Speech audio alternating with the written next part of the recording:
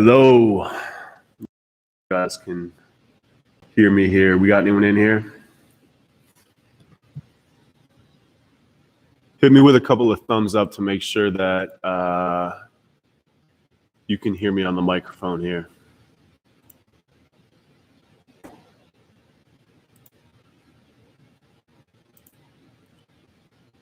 All good.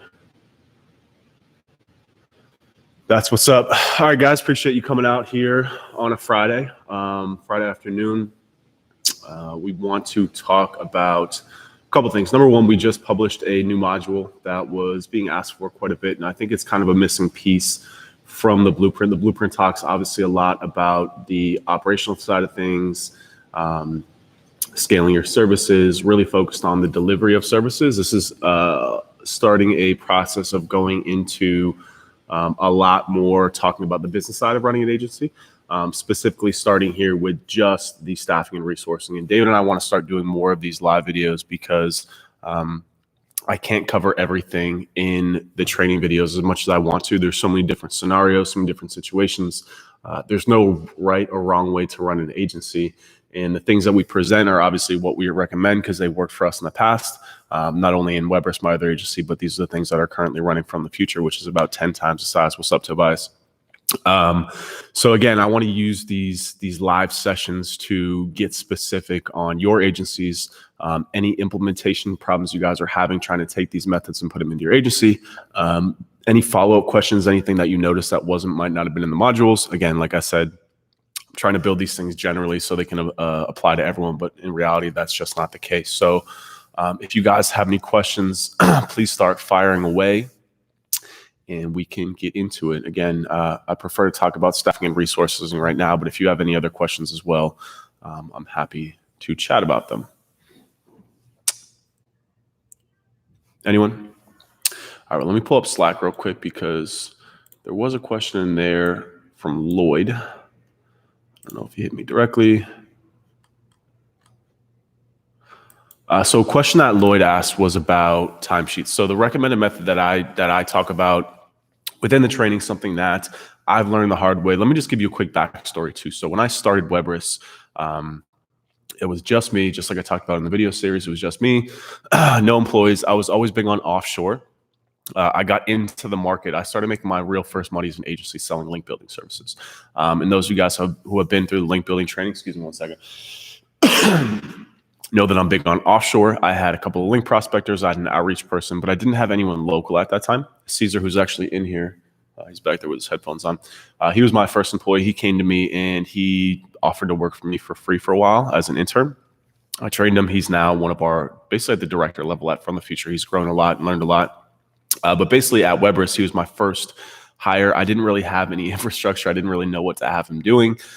So I try to build that out for you guys within the module to kind of give you guys a framework to plan for where you want to go as an agency. And when we first started, I was basically charging just a flat fee. I couldn't necessarily go hourly because it was all my time. I didn't want to go down that route where I was trading my money for time. So instead, I would just flat quote. I would be like, you want SEO? Here's a list of things you're going to get. It's going to be, $2,000 a month, $4,000 a month, whatever. And I was kind of just making up pricing as I went. That worked really well until I started hiring people. And then when I started hiring people, I realized that I had to maintain and manage profitability at the employee level, because when it was just me and I was managing a couple of offshore people, it was very easy for me to just arbitrage that situation. And what that means is looking at all my costs and expenses versus what I was charging at the project level. As you grow and as you want to scale and get larger, that equation becomes a lot more difficult to manage because you have people who are on different career trajectories. You have people who are working part-time, full-time. You have people who are doing non-billable work. How do you account for that? So that equation to just kind of do flat pricing or value-based pricing when it comes to SEO is very hard, because right now and for the foreseeable future, SEO is a very time-intensive service, right? You can't automate it quite yet. So unless you have a proprietary piece of software, unless you have a very proprietary service, like if you're Gary Vee, then you can go out and be like, yeah, I'm going to charge you $300,000 for this campaign, because the perceived value for that campaign is easier to sell into a client. But when you are just one of a regular Joes like us trying to build an agency, you've really got to start using hours. You don't necessarily have to charge for hours directly like an attorney does, saying, here's a block of 50 hours, use them how you want. We like to use hours at the agency. Hours basically are the glue that ties together our operations and sales, because what they do is, and HR function really too, to know who to hire, when to hire, how much to pay them. When we weren't tracking hours, again, like I said, I was basically saying we're getting $5,000 per client. And then I was just assigning people to work on those and basically just looking at their salaries. But again, I wasn't taking into account all that white space. I wasn't taking into account how much they were actually working on those campaigns and how much availability they had. And it's not necessarily, again, to micromanage your employees. It's to come up with a framework to manage those employees and really from a business point of view to scale your agency profitably. So the reason why hours are so important, again, you don't necessarily have to send a timesheet to clients every month saying this is how much we work, pay us. We actually don't do that. At the agency now, we probably only send timesheets to like less than 5% of our actual clients.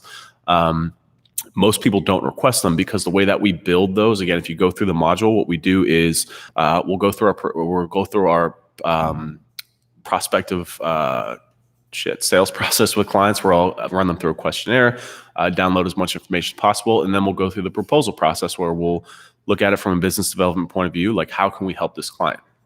And then once we do that, it'll be things like, okay, we want to do SEO and we want to redesign their website. And then from there, we can say specifically, what do they need for SEO? Because most people don't need everything. You don't just get the blanket contract to build good faith. When we're talking about stacking our retainers to go from working on $1,500 a month to $15,000 a month, it's usually not just SEO. So we're talking about stacking services. There's got to be a level of trust where you're not just throwing everything at a client, being like, we're going to do everything under the world. You need technical SEO, you need link building. Most clients don't. We actually just signed a client this week called Fetch My Bet. Excuse me, I'm actually friends with the CEO.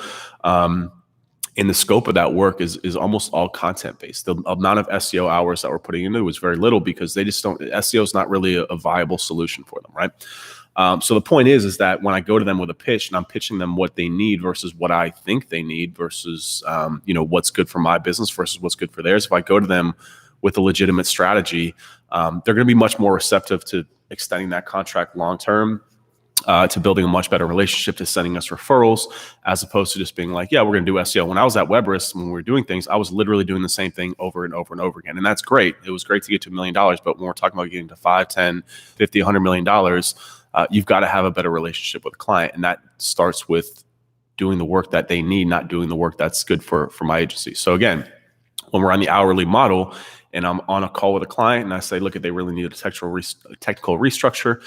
They really need links. They really need content. I'm able to then go through and say, okay, what do they have versus what do they need? And how much of our time is it going to take to build that out? I just list out those hours and I gave you guys that pricing template that I use when I do biz dev for the agency now. It's basically just at the line item level. So for keyword research, if they have 1,000 pages, how long is it taking us internally to run keyword research for an 1,000-page website? We're probably going to want to break that down, maybe over 250 pages at a time, whatever. We can then quote based on the hours that that's going to take. That also helps to extend that retainer over a longer period, to spread out those hours based on that client's budget. It's just a lot more flexible and a lot more malleable. It then also goes to the client and it shows good faith. It's showing that we're only going to bill you for the work that you need. And this is how we're arriving at the cost. I don't necessarily have a problem with value-based pricing. I know a lot of agencies want to go to it because they think the margins are better. But again, to get to value-based pricing, like you've got to be basically a stud in the market that people really want to work with to show your value. That value is the difference between your service and the competitor's service, right? What is the additional value that you offer that you can charge more for your value-based pricing versus the competitors? Again, that works really well with advertising because you know how much value you're going to drive ahead of time. You know the ROI that you're going to drive. When it comes to SEO, it's throwing spaghetti at a wall. You just don't know.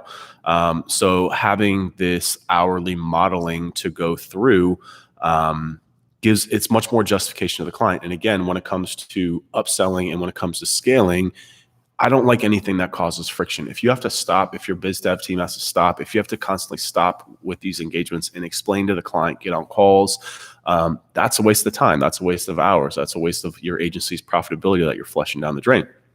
So all these little things, again, like we want to reduce friction as much as possible.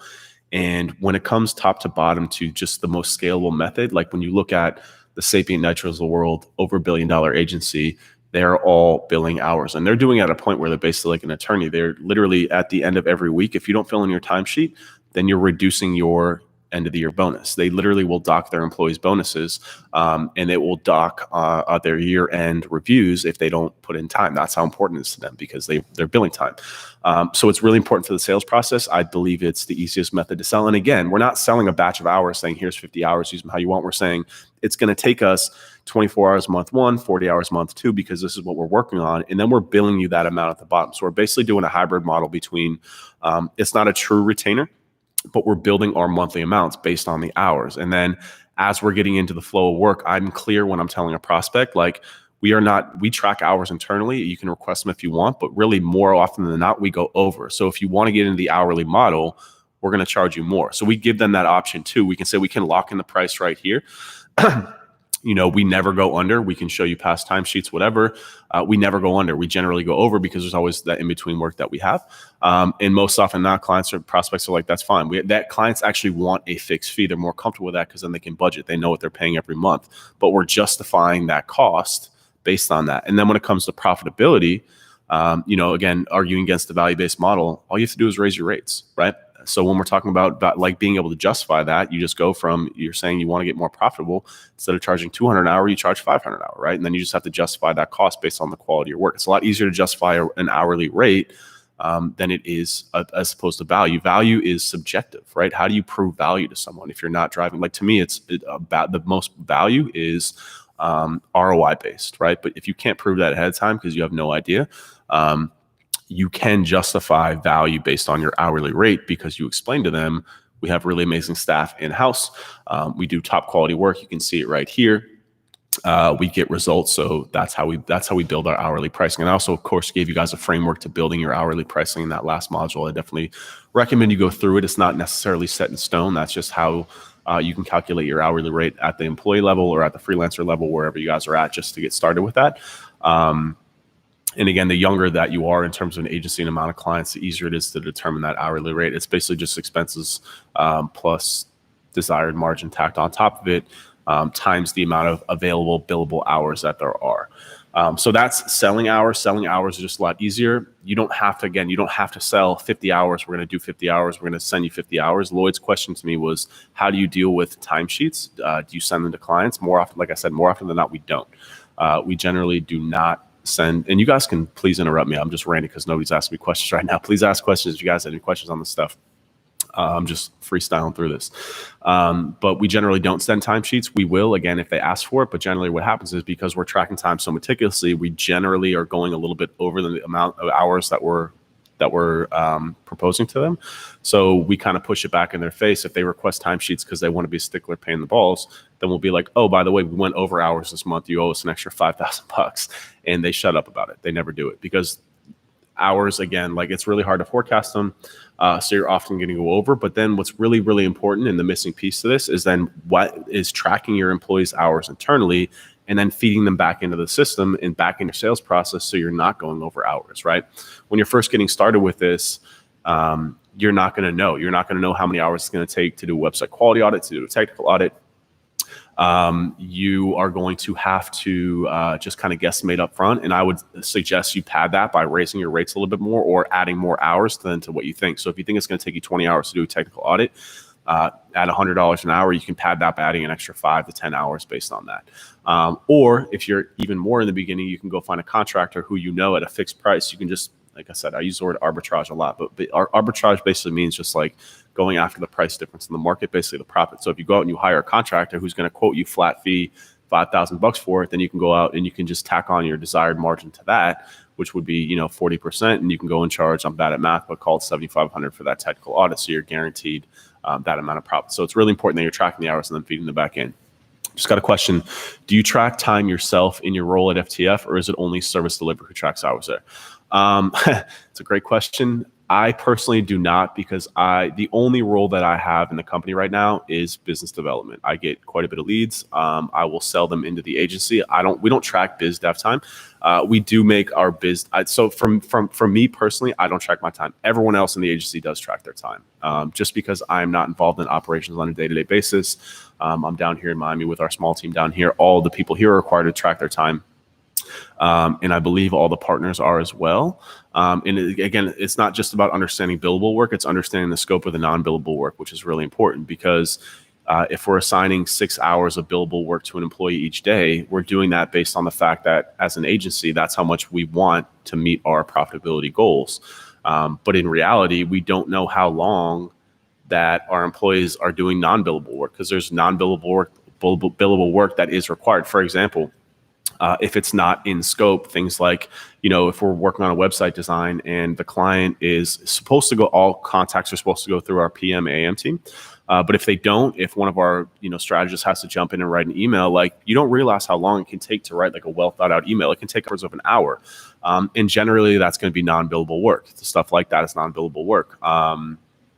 Sometimes like just having a conversation about a client, like we're not attorneys here. We can't be a pain in the ass sometimes and bill for everything like an attorney will. So like, Caesar's back here, we were just discussing a campaign for a client.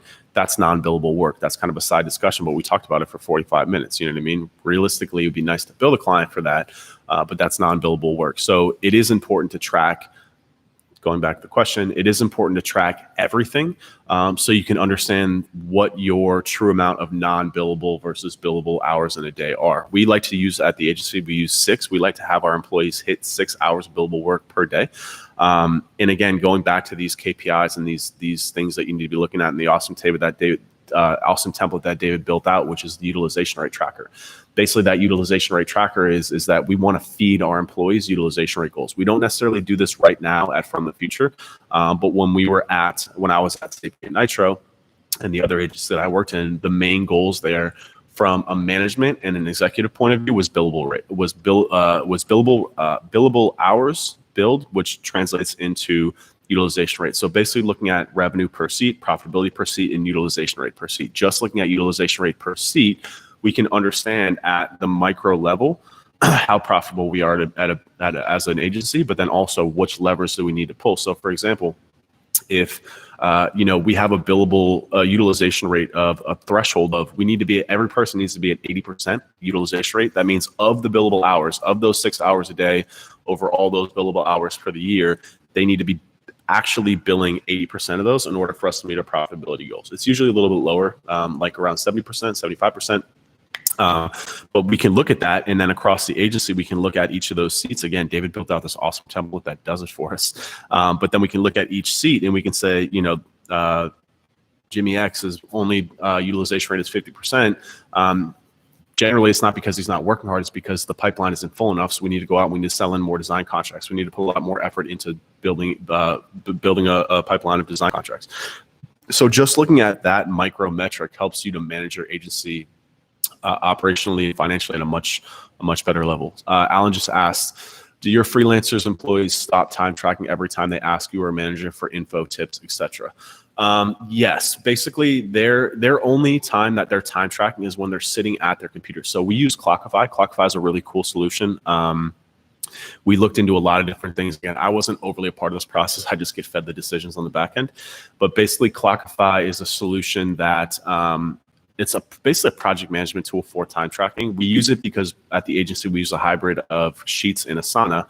And Clockify is a standalone tool that allowed us to track time without it. There are some other PM and time track tools out there. Use what works for you. But basically, the way that Clockify works is you're working on a technical audit. You just hit start time, and it will actually record the time that you're working on it, right? Literally on your screen, just like Upwork does for freelancers. So generally speaking, if they're in a meeting, I believe they can enter it manually. Things like meeting time will have them enter in.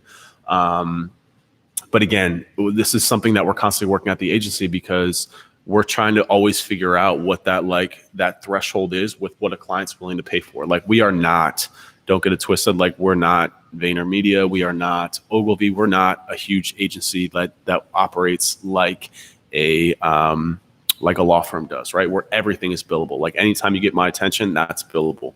We're not quite at that point yet. You've really got to work your way up there. I mean, you guys know how it is when you're working on the smaller 1,000, 2,000, 5,000, even 10,000. Like there's certain things that clients just don't want to pay for. And one of those is meeting times, right? So if we're saying to your point, Alan, if we're having a team meeting, and there's 8 people in there, and we're talking about a specific client, technically that should be billable, right? Because we're talking about that campaign.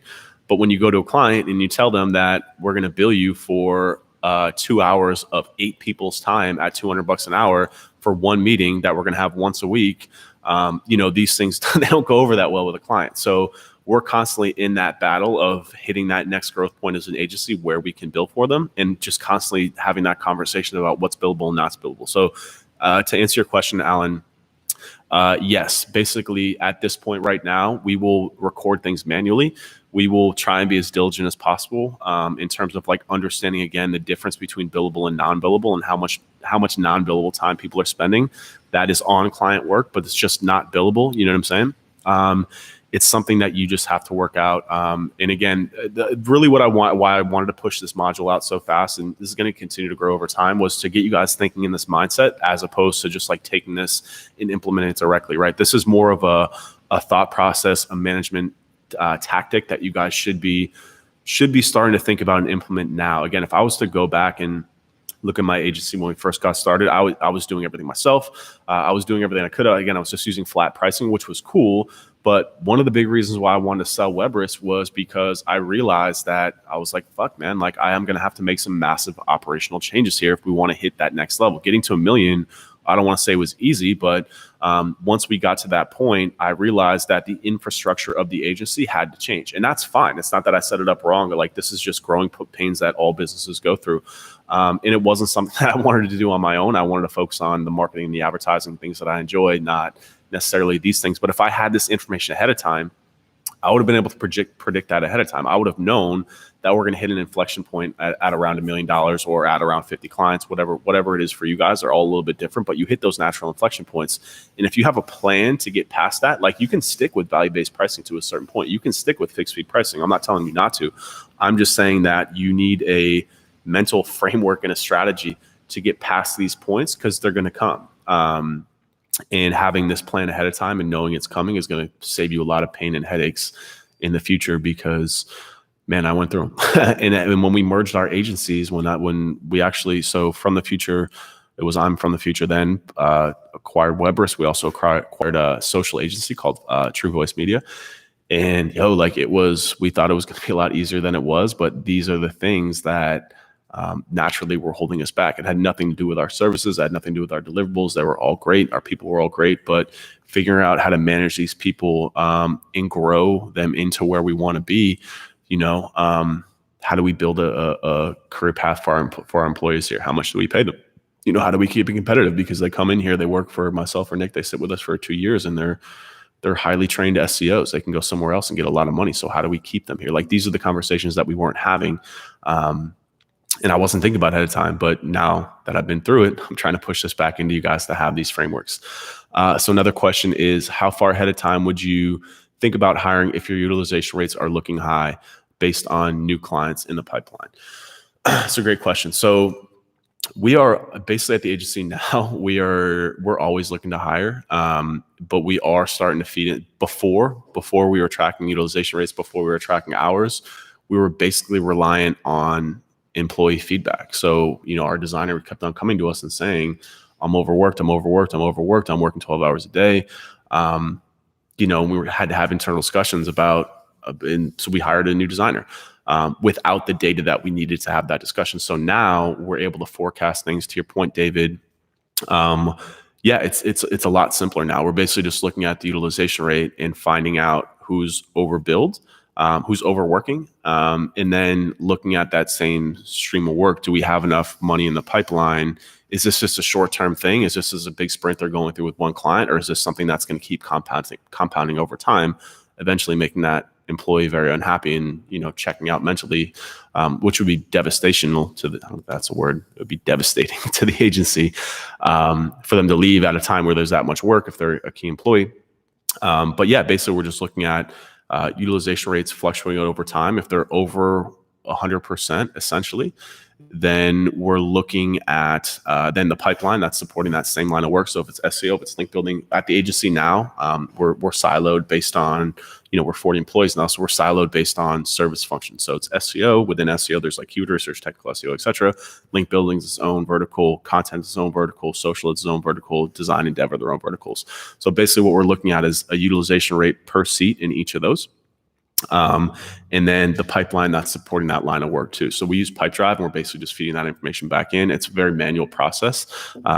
Maybe David can look to automate that in the future, but basically, yeah, just looking at utilization rate versus pipeline versus then having the discussion of, again, is this short-term work? Do we need to hire a contractor? What's up, Caesar? Do we need to hire a contractor or do we need to get an FTE in to support this? And more than anything too, this is again, one of the reasons why I wanted to work with Nick Eubanks, the CEO and the guy that I sold to, my partner, because he's just an incredible business-minded person. So he doesn't need that much information. He's got such a good feel and pulse on the agency that he knows the next step. He knows who he wants to hire, but just based on where he wants the agency to go. But this data makes it a lot easier. So if you don't have that business mindset, if you're a marketer first, like I am, and I had to learn this business type stuff, then you use this data that we're giving to you to implement your agency and then make better decisions. Another question is, I'm currently doing flat fee retainers for X amount of hours. I need to get specific. Oh, this is just a thank you. Damn, Michael asked me a question. Yes. So just, and guys, please keep asking more questions. If you guys are all out of staffing or resources stuff, feel free to fire away anything here. Yeah, so basically, look, there's nothing wrong with doing flat fee retainers for X amount of hours. Like I said, I don't know if you were here earlier, but we're still doing a lot of that at the agency where need a little coffee, where we're looking at basically, we're basically giving clients a number of, so we're also talking about the difference between, building proposals versus how a client wants to be billed, which is splitting hairs a little bit. But let me expand on that. So basically, as long as we're using hours as the baseline, that I call it hourly. So even if you're building a flat fee retainer based on hours, you're still kind of using hours. But so like for example, we'll present to them that spreadsheet that I gave you guys, which is the pricing forecast, right? So again, if the first 3 months are heavily front loaded because we're doing 80% of the work there, then we'll make them pay monthly based on not hours accrued, but hours projected. And then of course we'll send them the actuals afterwards if they request them. Generally we don't, but basically if you're doing a good job and you're doing all the work and hitting your deadlines, for the most part, people aren't going to ask you for hours because they see the output, which is the point of the hours. The goal of the hours is to give them the deliverables that they want. And that's also, this is kind of a side note, but this is really important for SEO. SEO is so different than advertising. It's so different than social media. Basically, the goal of the goal of advertising is return on investment, ROI, return on ad spend, ROAS. The goal of SEO, this is something that you need to start implementing within your agency now. Is traffic, is sales? Yes, that's the long-term goal, but it's so far off. You need to make it a shift in mindset and a shift in how you're delivering your work that the goal is your hours. The goal is your deliverables. The goal is the output of your hours. That's what you're selling. This is why it's so hard and why I'm so against value-based pricing for SEO, because if you try to go down that route, you're opening up a whole can of worms to be judged on something that is so far out of your control. Like you can always control your effort. You can always control the quality of your deliverables. There's never going to be a guarantee that your deliverables will result in more traffic. That's the goal, of course, absolutely. But realistically, you need to get the mindset of what you're selling is your deliverables. You're selling your work. You're selling your hours, just like an attorney does, just like a consultant does. That's a very important distinction for SEO agencies because if you start going like, there's a saying, you give someone you give someone a thumb, they take a whole hand. I forget what it is, but basically like the more that you give to a client, the more they're going to ask in return. So if you're going and you're trying to pitch as a competitive advantage, like, we're like, don't pay till you get keyword rankings. Like you don't want to go down that route. You just don't want to do it. Thank you, David. You give them an inch, they take a mile. That's exactly what it was. I don't know where I got that one from. But essentially is that if you're going down that route, like, and especially with what we're giving you in the blueprint, which is these amazing deliverable templates that are already done for you, all you have to do is start selling on the fact that this is what you're doing. You're doing the keyword research as an output of keyword research, right? Again, the long-term goal is to improve conversions, improve UX, improve traffic, of course, but you've got to start selling your value proposition a lot more to being the quality of your work, the quality of your team, and the importance and the value of your hours and your time, right? That was an important distinction for me to learn, was that I need to, if I want to sell you on working with me personally as a consultant, it's not because I'm going to change the face of your business. It's because you value my time so much that you're willing to pay $500 an hour for my time, because you trust in the output eventually that you're going to get more traffic and more conversions, right? It's a very important distinction. Alan just asked, I'm going to get to you in a second, Lloyd, it's off topic. I just got asked, how do I justify my price for link building work? So that's a great question. I mean, basically what I would say is links are different too, because links. I look at links almost like a product, like the quality of your links, basically. You know what I'm saying? Like, and this is another important distinction. When I first merged with From the Future, they were selling links on the point of increasing traffic. Again, like, you can't do that. You need to, like, and this becomes a shift in who you prospect for as clients. We have a big word that we use at the agency: sophisticated. We want to target sophisticated people. And this is a big part of what I was just saying, piggybacking off the back of it, of selling to people who understand the value of your time and the value of the output of your hours, which again is your deliverables, right? So when it comes to links too, if you're trying to sell links on the fact that you're going to get more traffic, like, dude, there's no way of even knowing. Like, I've been doing SEO for 10 years now, and like, I still, like, think about it this way: if you knew 100% that going out and buying links was going to increase traffic that much, you would all be spending all of your money. You wouldn't be going to Starbucks. You'd be saving all your money, and you'd be going to a link buyer and buying the link vendor and buying links, because you would know 100% that it would increase traffic. But nobody in here is doing that, including me, because there's still no guarantee. I know that it works. I know that there's causation. I know that there's a correlation. That's great. But the fact is that you need to be selling links on the fact that the person understands, that person that you're selling to understands the value of that link, right? That's really important. So if you're going and you're trying to sell to people who you have to explain the importance of link building to, you know right away that they're not a good prospect, because they're going to be pissing and moaning the whole time about the wrong metrics. Again, what you're selling is links. You're not selling traffic. You're selling links, or you're selling hours for outreach, right? Whatever the distinct, that's even better, right? Where we're moving to as at the agency now is where we were selling links for $350 a piece, but we were all over the charts with our profitability. So we moved to more of a PR model where we're selling you hours for outreach. That's like so now we need to work with people who understand the value of the outreach, and the output of the outreach is going to be links, and they're going to get links based on, the amount of hours that we pay for. And it's a much harder sell, I'm not going to lie, but the quality of the clients that we have in terms of longevity, in terms of the reduced headaches and stress on our team, on our PM team, is incredible. So Alan, to your point, how do you justify the price for your link building work? I mean, I'm just going to assume that you're selling per link. It's just based on like the actual pricing. Like, why are you charging 500 would be because of the quality of the links, because of the amount of hours that you go into putting into to get each one of those links. Like, you need to make sure, this is why documentation is so important. Like, make sure that people know about your outreach process. Like, in the proposals that I give you, like, somebody asked me the other day, like, why do you have a team slide? Because I want people to see how many hands are in the pot, what you're paying for, right? Like, the output may be one link for $500, but like, that took 10 hours of this person's time, 3 hours of this person's time, took 2 hours of PM time. Like, all of that needs to be explained in your proposal, in your process, to help justify that. Like, if you can explain that process and then you get good at pitching and selling that, people won't ask you that much anymore. I mean, people will ask for sure, but just say, look, it's based on market pricing. It's based on like traditional metrics like DA. It's based on the traffic that we're getting from these links.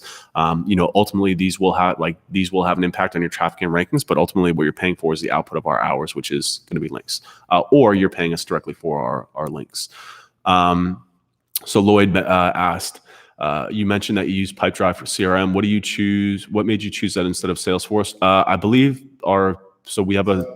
we have a sales dude internally. His name's Kyle. He basically runs our BD now. It was what he decided to choose. We let our employees basically choose the tools that they like. Then we'll evaluate them from a management point of view. Pipedrive, I believe, is free. up to a certain point. Whenever a tool has you like that, Pipedrive is also really good. I use Pipedrive too because, again, I sell in some leads every now and again. So it's just a really good tool. Salesforce is like really expensive, really heavy, really complicated. Although now where we're at as an agency, we're discussing moving to Salesforce, because if we can learn and master Salesforce internally, it becomes a really good pitch tool to go to clients who think about it this way, is that, again, when I talk about sophisticated, you start to learn. And just as you level up as an agency, right? Like when you're first getting started, you take money from where you can, but as you grow, you realize that there's a certain criteria of clients that you want to work with, right? And again, I like to use the word sophisticated because it kind of sums up who it is. Sophisticated to me means educated. They understand the value of a technical audit. They're not going to bust your balls about when things are going to be implemented. They understand the value of putting together a technical matrix, a website quality audit, of doing outreach-driven link building. So when you think about sophisticated, you start to think about who that person is. And that person is definitely running on Salesforce, right? Like if a company's running on Salesforce, they're going to be able to afford it. It's because they have a big pipeline. They have a need for a robust CRM. So if you can figure out how to use Salesforce internally, if you've got enough of a pipeline to pay for it, I would just say go ahead and use Salesforce. But again, the only reason why we use Pipedrive is because I believe it was free. We've been growing so fast and in so many different ways that, again, we're trying to get people internally that can make their own decisions. I also because us as managers aren't using the tool, we want our employees to use a tool that they're comfortable with. So Pipedrive is not free, but either way, it was a very easy to pick up and understand tool. It's got a lot of cool integrations with Zapier and stuff. Our biz dev dude is even able to sync it up with our forms on our website. So that's why we use Pipedrive. And it's also picked up a lot too. I mean, I've seen it actually on a lot of your, I was watching some stupid fucking Shopify training. I got hooked into a YouTube funnel ad, and they were all talking how to grow a social media marketing agency, all the Tai Lopez stuff, and they all use Pipedrive. So it's become a pretty popular tool, even at that level. And I think it's great. I have no problems with it. So Ronan asked, how are you not selling traffic though? Wouldn't traffic and conversion be the main aspect of the service?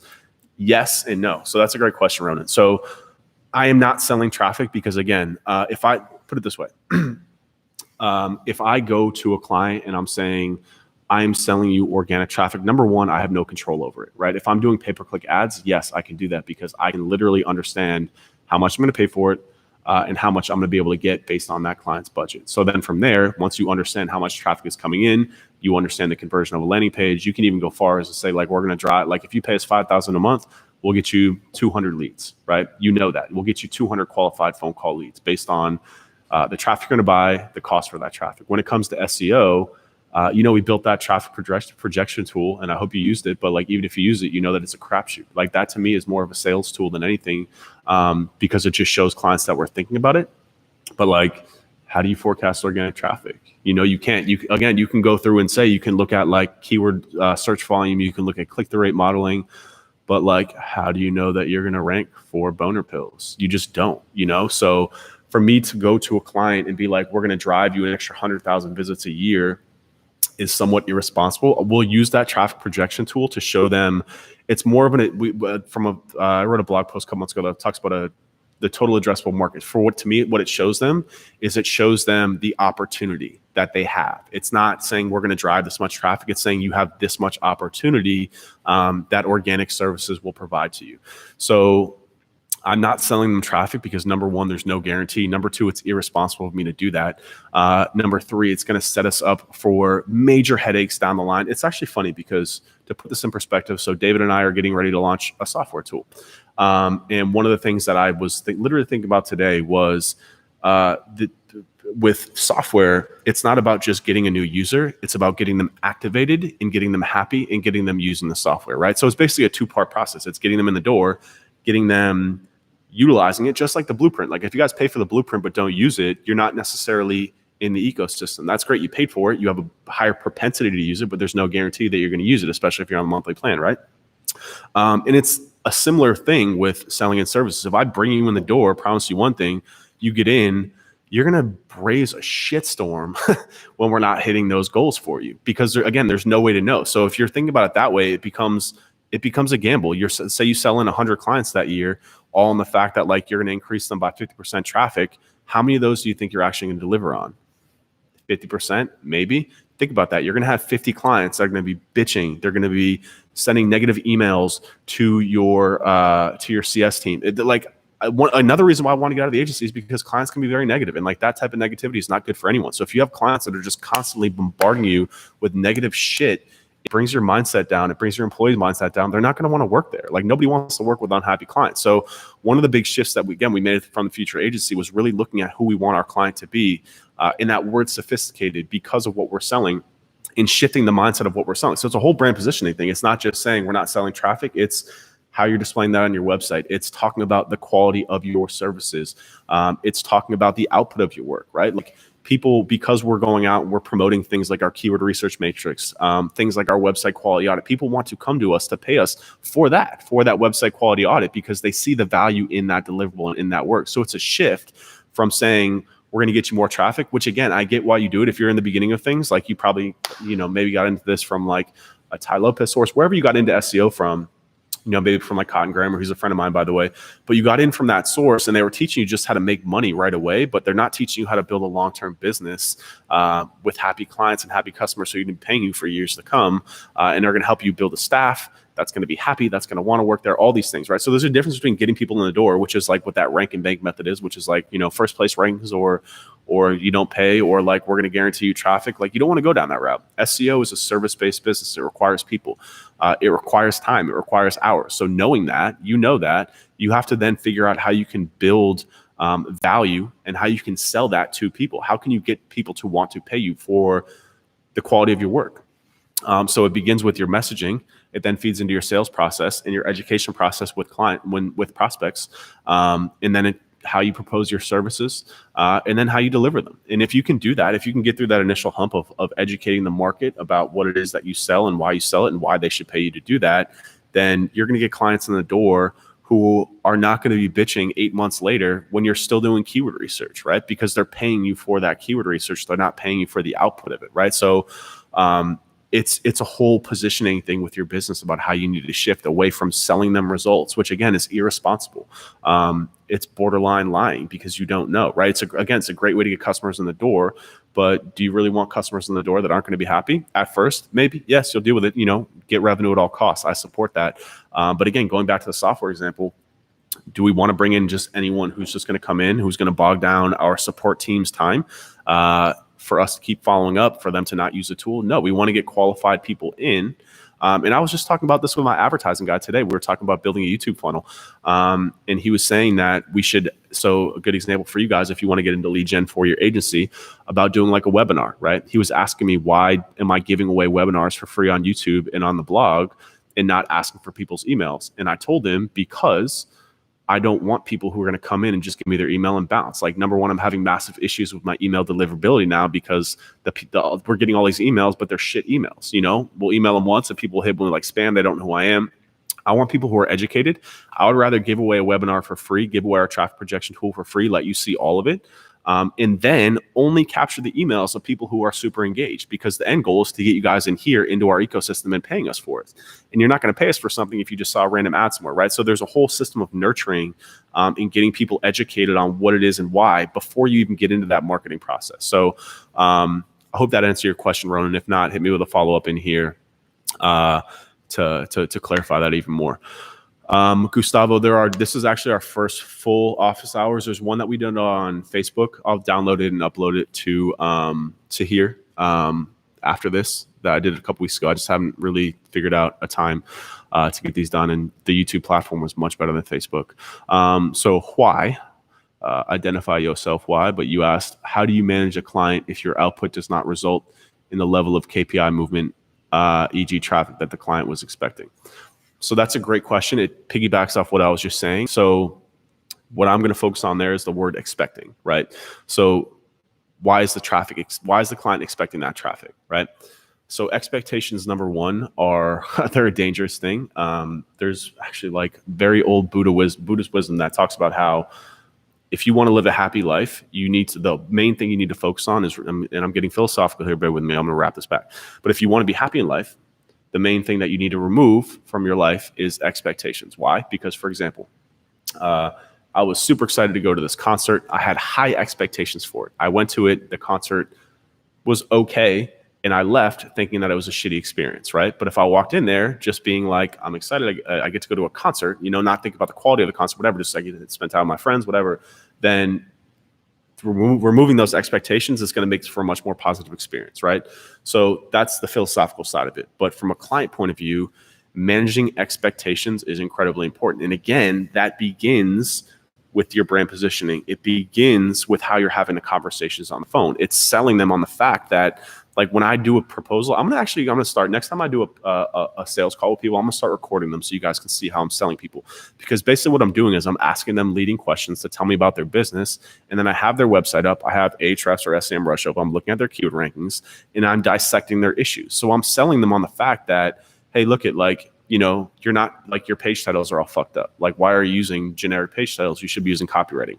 I'm selling you the on-page SEO as a service. I'm not selling you the fact that that's gonna. I'm telling you that, like, hey, look, it's best practices for you to use canonical tags, or it's best practices for you to use custom page titles, or it's best practices for you to use blog content, right? So I'm selling you on that because it's general knowledge that will result in a more traffic. But I'm not going to you and saying, like, and that's just a small thing, right? It's just in how I'm talking to them and communicating that. I'm not going to them being like, yo, if you change your page titles, you're going to get 100 more visits a day. Like, I'm not selling that.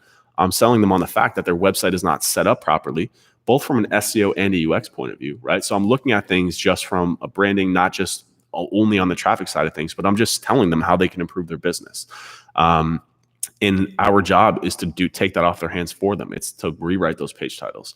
It's to run a website quality audit and find more issues. It's to clean up their technical issues. It's to acquire links. Again, the end goal here, based on our past record of success, based on our case studies, based on what you've done for your own sites, will result in X, Y, and Z. But I'm not going to them and saying, I'm not seeding them with those expectations. And any client that comes to you with those expectations, you need to reset them immediately. If a client comes to you like, man, so funny. I tried to record a sales call because I had this thought. I was like, man, the people in the booth were probably like, if I record a sales call. So I recorded the sales call with this guy, and he was a fucking prick. Like, I actually had to cut off the call because we were, like, going at it. But it was a perfect example, actually, of how he came in with a certain set of expectations, and he was not going to budge on them. And I literally told him in so many words, like, I would never work with you. You should never work with an agency. You are not only a miserable human being, but, like, you have mismanaged expectations. Like, I can't change your output on your thought process on what you're expecting from SEO. I can't. So when I'm talking, again, going back to that word sophisticated, we want to look for people who are sophisticated to a certain level. This is why I stopped working with local businesses, not because the money wasn't there, not because it was more work. It was because their expectations coming in, like, I don't want to work with someone who's coming to me on the phone and saying, I want to rank first for attorney. Like, yeah, dude, and I want to be 7'2" and play basketball, but, like, yo, like, that's just not like that's not the way it works. You know what I'm saying? Like, there's a process in between. I'm selling you on that process.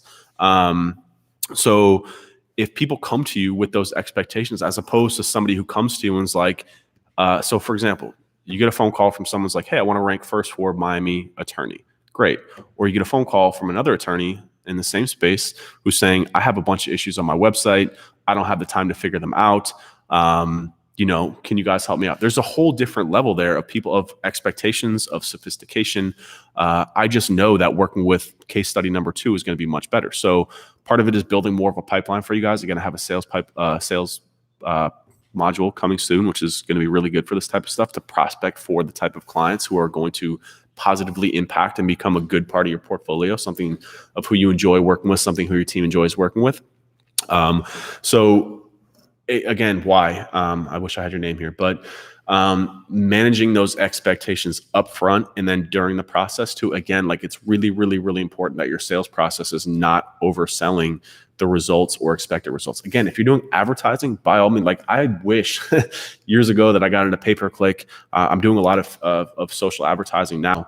Eventually I'll build a module in the blueprint for it because it's amazing. But, like, if I'm doing that, I'm able to go to somebody and I'm able to sell them based on the expectations. I'm able to, like, if I'm selling pay-per-click and no SEO, then I'm 100% doing value-based pricing or percentage of sales. If I'm good enough at it, and I know for a fact that like if you're an attorney and I'm driving phone calls for 200 a piece and each lead to you is worth $1,000, like I'm charging you $300 per phone call every time. It's like that model is amazing. You're a lead gen company, right? But with SEO, you can't do that because it's going to take you 6 months to get to that point, and you're really rolling the dice on all the hours that you're putting in ahead of time that you're not getting compensated for.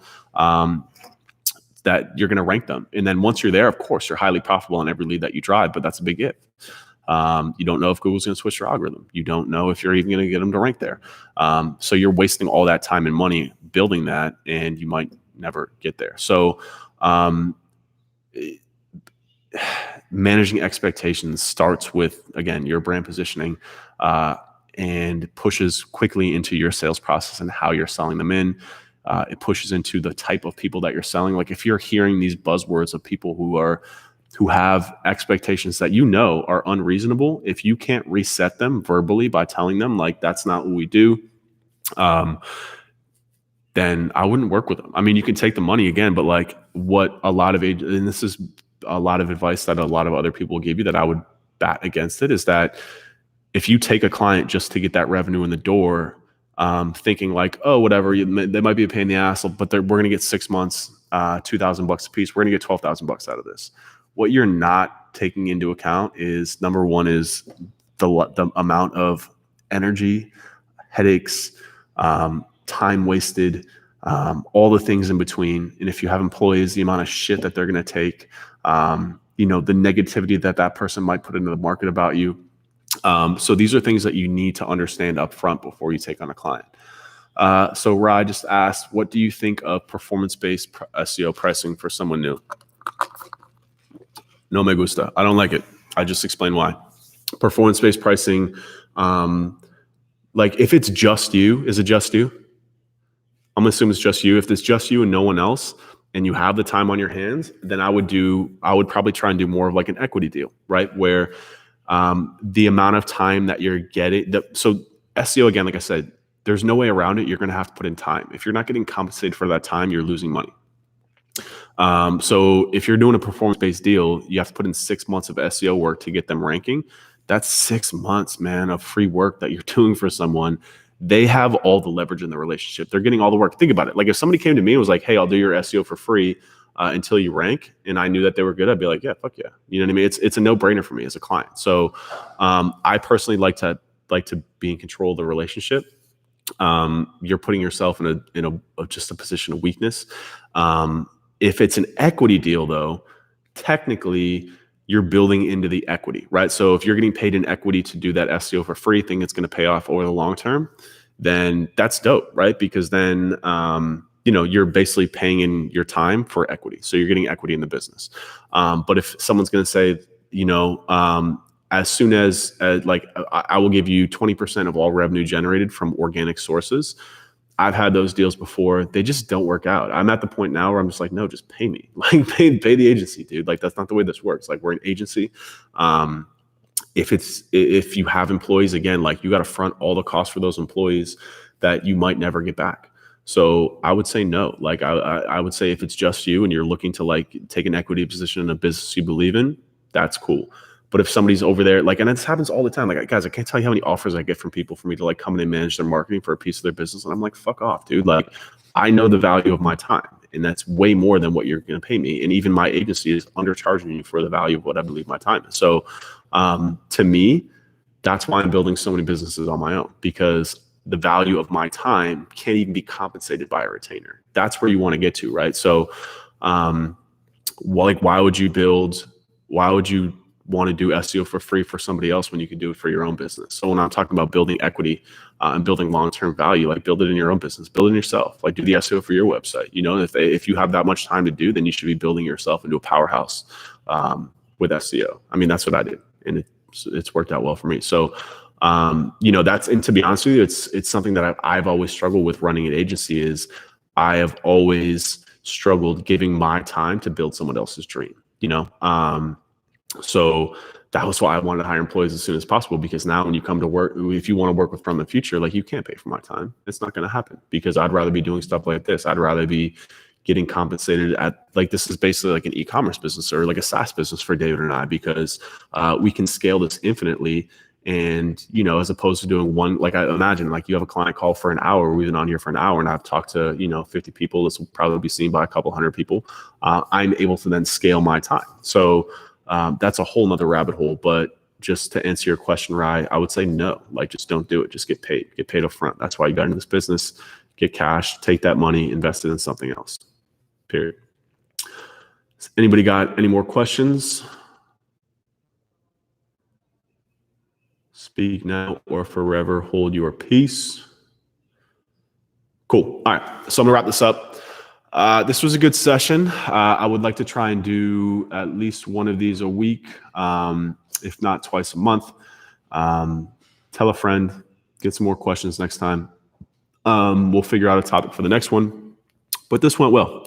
I appreciate you guys showing up. Dave and I will be posting this in Podia. We'll probably set up a section just for these, time-stamped with different stuff. So yeah, give you guys some time back. Have a good weekend, and I'll see you guys in Slack. Later, y'all.